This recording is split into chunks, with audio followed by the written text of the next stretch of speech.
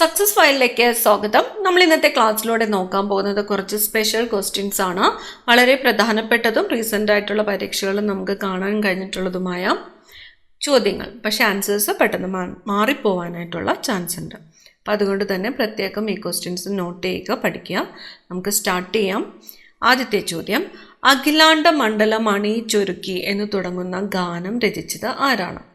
അഖിലാണ്ട മണ്ഡലം അണിയിച്ചൊരുക്കി എന്ന് തുടങ്ങുന്ന ഗാനം രചിച്ചത് പന്തളം KP രാമൻ പിള്ളയാണ്. പന്തളം KP രാമൻ പിള്ള.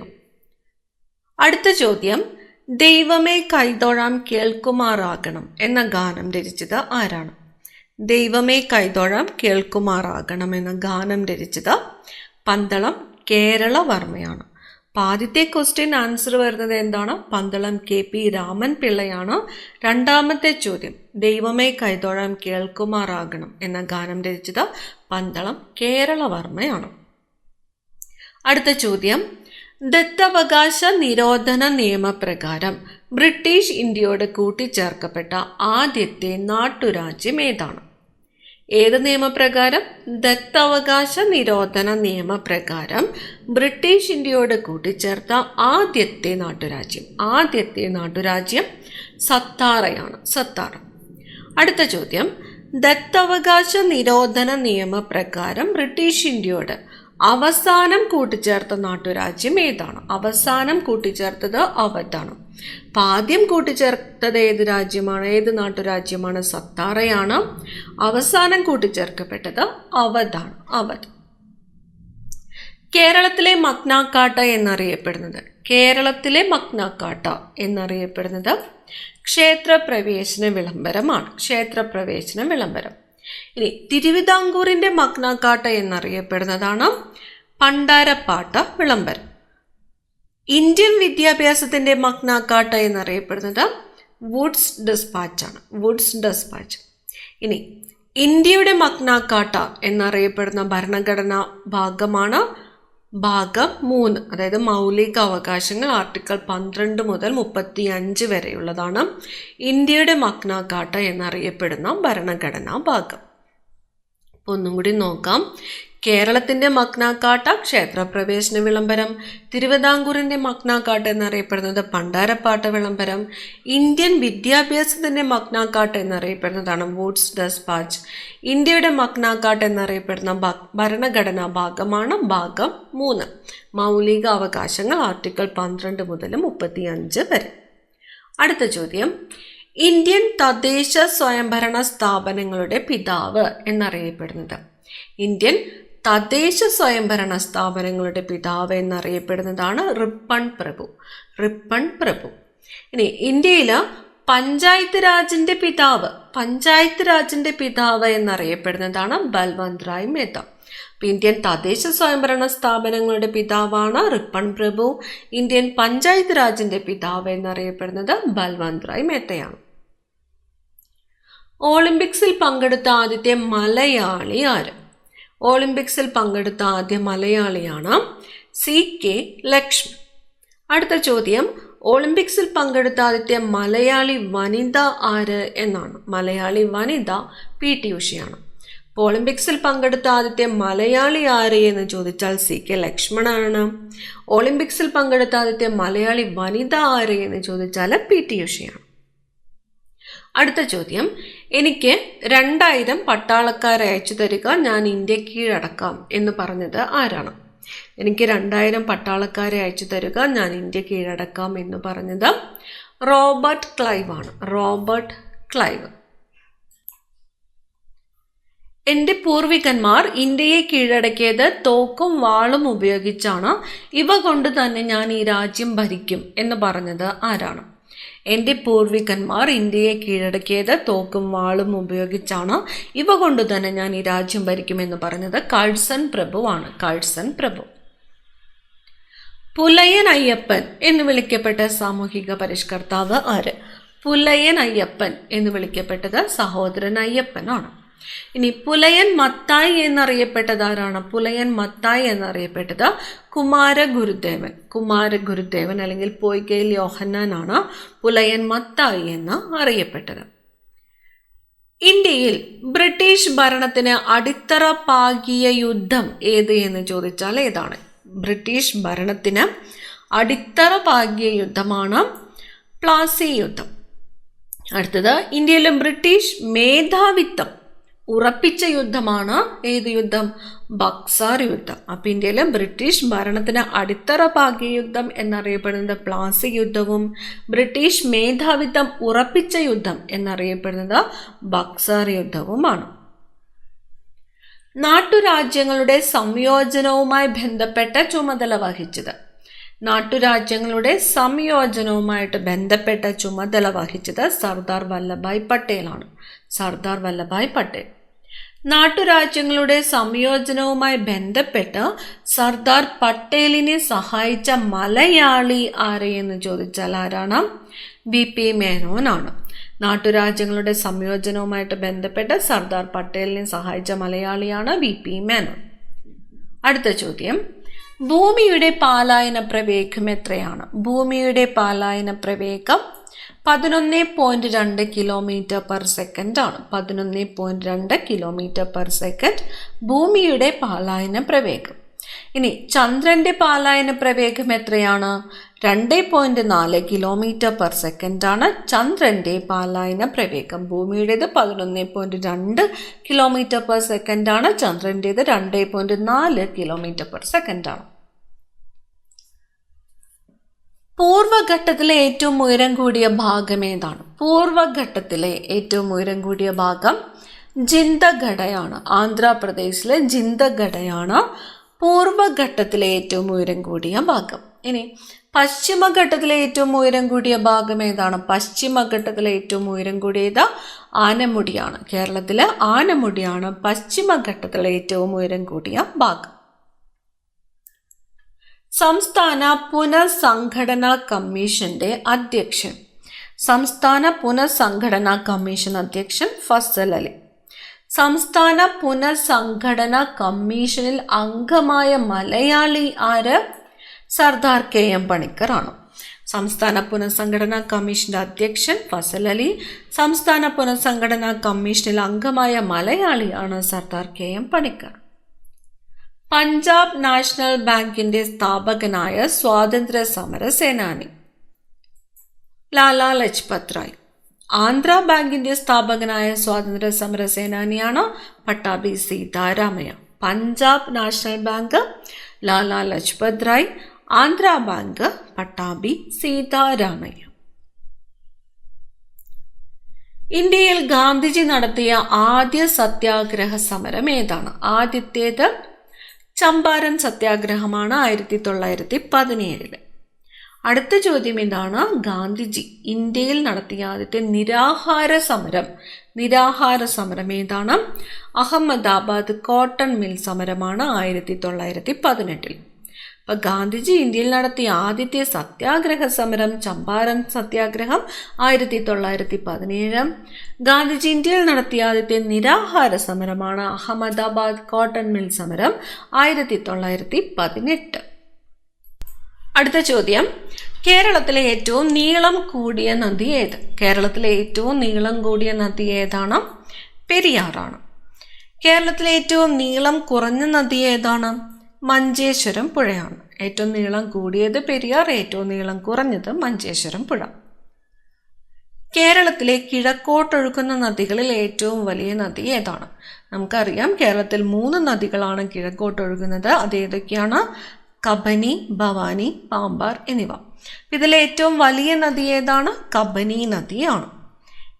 കേരളത്തിലെ കിഴക്കോട്ടൊഴുകുന്ന നദികളിൽ ഏറ്റവും ചെറുത് ഏതാണ്? പാമ്പാറാണ്. പാമ്പാർ. ഇനി നമ്മുടെ ദേശീയ ഗാനം ഏതാണ്? ദേശീയ ഗാനം ജനഗണമനയാണ്. ദേശീയ ഗീതം ഏതാണ്? വന്ദേ മാതരമാണ്. ഇപ്പൊ ദേശീയ ഗാനം, ദേശീയ ഗീതം. ദേശീയ ഗാനം ജനഗണമന, ദേശീയ ഗീതം വന്ദേ മാതരം. ദേശീയ ഗാനം രചിച്ചത് ആര്? ജനഗണമന രചിച്ചത് ആരാണ്? രവീന്ദ്രനാഥ ടാഗോർ ആണ്. ഇനി ദേശീയ ഗീതം വന്ദേ മാതരം രചിച്ചത് ആരാണ്? ബങ്കിം ചന്ദ്ര ചാറ്റർജി ആണ്. ബങ്കിം ചന്ദ്ര ചാറ്റർജി. ദേശീയ ഗാനം ആലപിക്കുവാനെടുക്കുന്ന സമയം എത്രയാണ്? ദേശീയ ഗാനം ആലപിക്കുവാനെടുക്കുന്നത് 52 സെക്കൻഡാണ്. 52 സെക്കൻഡ്. ഇനി ദേശീയ ഗാനത്തിൻ്റെ ഹ്രസ്വരൂപം ആലപിക്കുവാനെടുക്കുന്ന സമയം എത്രയാണ്? 20 സെക്കൻഡാണ്. 20 സെക്കൻഡ്. ദേശീയ ഗാനം ആലപിക്കുവാനെടുക്കുന്ന സമയം എത്രയെന്ന് ചോദിച്ചാൽ 52 സെക്കൻഡും അതുപോലെ ദേശീയ ഗാനത്തിൻ്റെ ഹ്രസ്വരൂപം ആലപിക്കുവാനെടുക്കുന്ന സമയം എത്രയാണ് എന്ന് ചോദിച്ചാൽ എത്രയാണ്? 20 സെക്കൻഡുമാണ്. ഇനി ഇന്ത്യയുടെ ദേശീയ ഗാനമായ ജനഗണമന ഏത് ഭാഷയിലാണ് രചിച്ചിരിക്കുന്നത്? ഏത് ഭാഷയിലാണ്? ബംഗാളി. ദേശീയ ഗാനത്തിന് സംഗീത സംവിധാനം നിർവഹിച്ചത് ക്യാപ്റ്റൻ രാം സിംഗ് ഠാക്കൂർ ആണ്. ക്യാപ്റ്റൻ രാം സിംഗ് ഠാക്കൂർ. ദേശീയ ഗാനം ചിട്ടപ്പെടുത്തിയിരിക്കുന്ന രാഗം ഏത് എന്ന് ചോദിക്കാം. ഏതാണ്? ശങ്കരാഭരണമാണ്. ശങ്കരാഭരണ രാഗത്തിലാണ് ദേശീയ ഗാനം ചിട്ടപ്പെടുത്തിയിരിക്കുന്നത്. ജനഗണമന മലയാളത്തിലേക്ക് പരിഭാഷപ്പെടുത്തിയത് ആരാണ്? മലയാളത്തിലേക്ക് കുറ്റിപ്പുറത്ത് കേശവൻ നായരാണ്. കുറ്റിപ്പുറത്ത് കേശവൻ നായർ. അടുത്ത ചോദ്യം, ബ്രിട്ടീഷുകാർക്കെതിരെ കേരളത്തിൽ നടന്ന ആദ്യത്തെ കലാപം ഏത്? ആദ്യത്തെ കലാപം അഞ്ചുതെങ്ങ് കലാപമാണ്. ഇനി കേരളത്തിൽ ബ്രിട്ടീഷുകാർക്കെതിരെ നടന്ന ആദ്യത്തെ സംഘടിത കലാപം ഏത് എന്ന് ചോദിക്കാം. ഏതാണ്? ആറ്റിങ്ങൽ കലാപമാണ്. ആദ്യത്തെ കലാപം എന്ന് ചോദിച്ചാൽ അഞ്ചുതെങ്ങ് കലാപവും ആദ്യത്തെ സംഘടിത കലാപം ഏത് എന്ന് ചോദിച്ചാൽ ഏതാണ്? ആറ്റിങ്ങൽ കലാപവുമാണ്. അടുത്ത ചോദ്യം, ഇന്ത്യൻ അക്കാദമി ഓഫ് സയൻസ് സ്ഥാപിച്ചത് ആര്? Indian academy of science CV Raman. Indian institute of science സ്ഥാപിച്ചത് ആരാണ്? ജംഷഡ്ജി ടാറ്റയാണ്. Jamshedji Tata. Indian institute of science. Indian academy of science CV Raman. Kerala folklore അക്കാദമിയുടെ ആസ്ഥാനം. കേരള ഫോക്ലോർ അക്കാദമിയുടെ ആസ്ഥാനം കണ്ണൂരാണ്. കണ്ണൂര് ചിറക്കലാണ് കേരള ഫോക്ലോർ അക്കാദമിയുടെ ആസ്ഥാനം. കേരള ഫോക്ലോർ മ്യൂസിയം സ്ഥിതി ചെയ്യുന്നത് എവിടെയാണ്? മ്യൂസിയം എറണാകുളത്താണ്. കേരള ഫോക്ലോർ മ്യൂസിയം സ്ഥിതി ചെയ്യുന്നത് എറണാകുളം.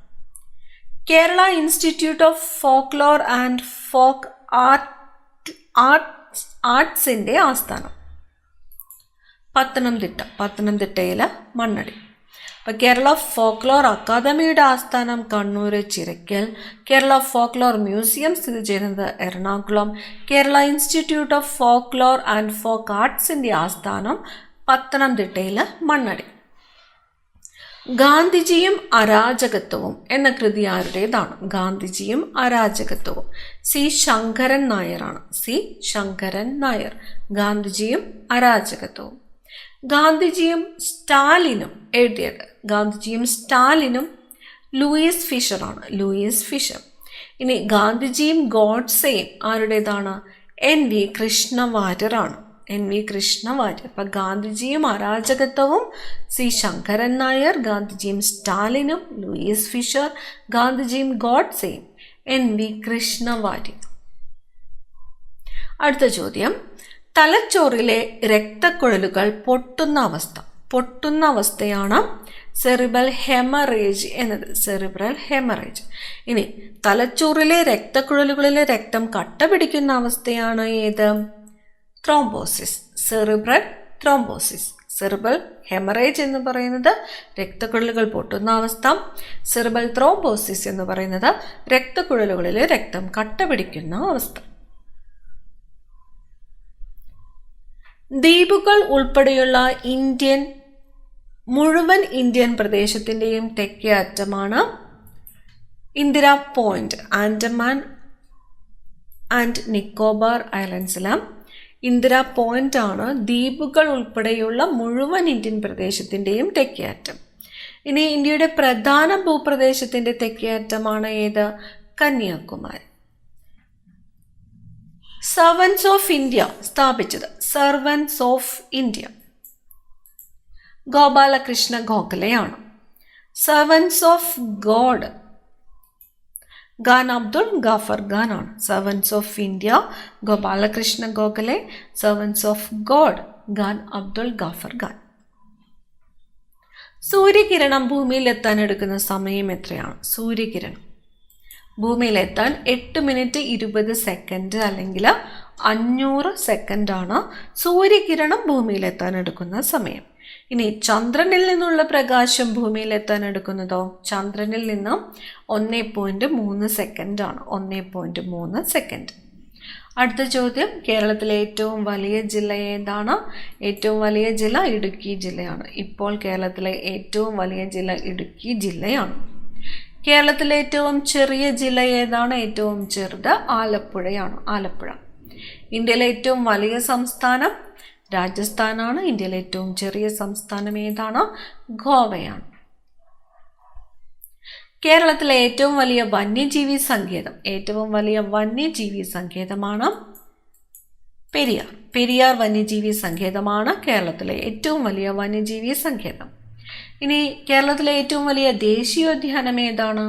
ഇരവികുളമാണ് ഏറ്റവും വലിയ ദേശീയോദ്യാനം. അപ്പോൾ ഏറ്റവും വലിയ വന്യജീവി സങ്കേതം ഏത് എന്ന് ചോദിച്ചാൽ പെരിയാറാണ്. ഏറ്റവും വലിയ ദേശീയോദ്യാനം ഏത് എന്ന് ചോദിച്ചാൽ ഇരവികുളമാണ്. ഇനി കേരളത്തിലെ ഏറ്റവും ചെറിയ ദേശീയോദ്യാനം ഏതാണ്? പാമ്പാടുംചോലയാണ്. അതുപോലെ കേരളത്തിലെ ആദ്യത്തെ ദേശീയോദ്യാനം ഏത് എന്ന് ചോദിച്ചാൽ ഏതാണ്? ഇരവികുളമാണ്. സിംഹവാലൻ കുരങ്ങുകൾ കാണപ്പെടുന്ന കേരളത്തിലെ ദേശീയോദ്യാനമാണ് സൈലന്റ് വാലി. സിംഹവാലൻ കുരങ്ങുകൾ കാണപ്പെടുന്നത് സൈലന്റ് വാലിയാണ്. ഇരവികുളത്തെ സംരക്ഷിത മൃഗം ഏതാണ്? വരയാടാണ്. വരയാട്. നീലഗിരി താർ എന്ന പ്രത്യേക ഇനം വരയാടാണ് ഇരവികുളം നാഷണൽ പാർക്കിലെ സംരക്ഷിത മൃഗം. അടുത്ത ചോദ്യം, സത്യത്തിന്റെ തുറമുഖം എന്നറിയപ്പെടുന്ന കേരളത്തിലെ ജില്ല. സത്യത്തിന്റെ തുറമുഖം കോഴിക്കോട് ജില്ലയാണ്. കോഴിക്കോട്. കുടിയേറ്റക്കാരുടെ ജില്ല എന്നറിയപ്പെടുന്നതോ? കുടിയേറ്റക്കാരുടെ ജില്ല ഇടുക്കി ജില്ലയാണ്. ഇന്ത്യയിലെ നിത്യഹരിത നഗരം എന്നറിയപ്പെടുന്നത്, ഇന്ത്യയിലെ നിത്യഹരിത നഗരം എന്നറിയപ്പെടുന്നത് തിരുവനന്തപുരമാണ്. തിരുവനന്തപുരത്ത് ഇന്ത്യയിലെ നിത്യഹരിത നഗരം എന്ന് വിശേഷിപ്പിച്ചത് ആരാണ്? ഗാന്ധിജിയാണ്. അടുത്ത ചോദ്യം, ദേവഭൂമി എന്നറിയപ്പെടുന്ന സംസ്ഥാനം. ദേവഭൂമി എന്നറിയപ്പെടുന്നത് ഉത്തരാഖണ്ഡാണ്. ഉത്തരാഖണ്ഡ്. ഇന്ത്യയുടെ ധാന്യ കലവറ എന്നറിയപ്പെടുന്ന സംസ്ഥാനം. ധാന്യ കലവറ പഞ്ചാബാണ്. പഞ്ചാബ്. ഇന്ത്യയുടെ ധാന്യ കലവറ എന്നറിയപ്പെടുന്ന സംസ്ഥാനം പഞ്ചാബാണ്. ഇന്ത്യയുടെ ധാതു കലവറ എന്നറിയപ്പെടുന്ന സംസ്ഥാനം ജാർഖണ്ഡാണ്. ഇന്ത്യയുടെ ധാതു കലവറ എന്നറിയപ്പെടുന്നത് ജാർഖണ്ഡ്. അടുത്ത ചോദ്യം, ഭരണഘടനാ നിയമനിർമ്മാണ സഭ ദേശീയ പതാകയെ അംഗീകരിച്ചത് എന്നാണ്? ദേശീയ പതാകയെ അംഗീകരിച്ചത് 1947 ജൂലൈ 22 1947 ജൂലൈ 22 ദേശീയ പതാകയെ അംഗീകരിച്ചു. ദേശീയ ഗാനത്തെ അംഗീകരിച്ചതോ 1950 ജനുവരി 24 ദേശീയ ഗീതത്തെ അംഗീകരിച്ചത് 1950 ജനുവരി 24. ദേശീയ ഗാനത്തെയും ദേശീയ ഗീതത്തെയും അംഗീകരിച്ചത് സെയിം ഡേറ്റ് ആണ്, 1950 ജനുവരി 24. ഭരണഘടനാ നിയമനിർമ്മാണ സഭ ദേശീയ മുദ്രയെ അംഗീകരിച്ചത് 1950 ജനുവരി 26 1950 ജനുവരി 26. അടുത്ത ചോദ്യം, ശ്വാസകോശത്തിന്റെ സംരക്ഷണ ആവരണം. ശ്വാസകോശത്തിന്റെ സംരക്ഷണ ആവരണമാണ് പ്ലൂറ. തലച്ചോറിന്റെ സംരക്ഷണ ആവരണമാണ് മെനിഞ്ചസ്. തലച്ചോറിൻ്റെത് മെനിഞ്ചസ്. ഹൃദയത്തിന്റെ സംരക്ഷണ ആവരണമാണ് പെരികാർഡിയം. കണ്ണിന്റെ സംരക്ഷണ പാളിയാണ് സ്ക്ലീറ. അപ്പം ശ്വാസകോശത്തിന്റെ സംരക്ഷണ ആവരണം പ്ലൂറയാണ്. തലച്ചോറിൻ്റെ സംരക്ഷണാവരണം മെനിഞ്ചസ് ആണ്. ഹൃദയത്തിൻ്റെ സംരക്ഷണാവരണം പെരികാർഡിയമാണ്. കണ്ണിൻ്റെ സംരക്ഷണ പാളിയാണ് സ്ക്ലീറ. പ്രാദേശിക ഭാഷാ പത്ര നിയമം പാസാക്കിയത് ആര്? ലിട്ടൺ പ്രഭു ആണ്. പ്രാദേശിക ഭാഷാ പത്ര നിയമം റദ്ദാക്കിയത് ആരാണ്? റിപ്പൺ പ്രഭു ആണ്.